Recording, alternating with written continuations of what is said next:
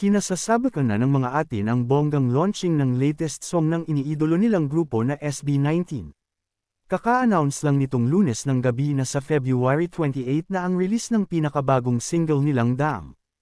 Mauunang ilabas sa online streaming music platforms ang audio ng nasabing kanta sa hating gabi, alas 12 midnight, at sa tanghali, eksaktong alas 12 ng tanghali naman i-release ang bonggang music video ng Damn. Medyo nahiwagan nga ang netizens at milyon-milyong fans ng itinuturing na Kings of P-pop worldwide kung bakit hindi pa raw pagsabayin ang release ng kanta at music video nito. Hindi pa raw kasi ito nagagawa ng SB19 at first time nga raw itong mangyayari. Wala naman kasing inilabas na explanation ang management team ng grupo ni Stel Agero, Pablo Nace, Josh Colin Santos, Ken Suson, at Justin De Jos tungkol dito.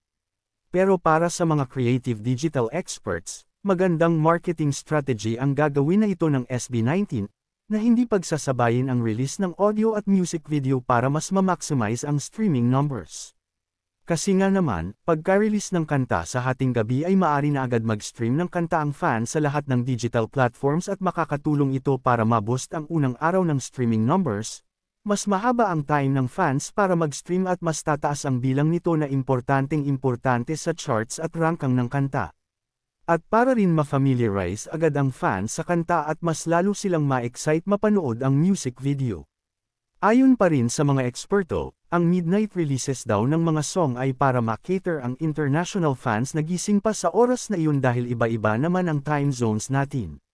Samantala, ang pagre-release ng music video sa tanghali ay para mas makatulong sa social media promotion at mas makakakuha ang video ng mas maraming engagement at views mula sa fans worldwide. Pag magkahiwalay rin ang launching ng audio at music video ay mas mapaparami rin ang pag-stream ng netizens para mag-trending agad ito sa online world. Ang bongga diba? Mas masusustain nga naman ang Sokmed buzz pag ganon. Winner, for sure. Sasabog ang Sokmed sa February 28. Congrats in advance SB19.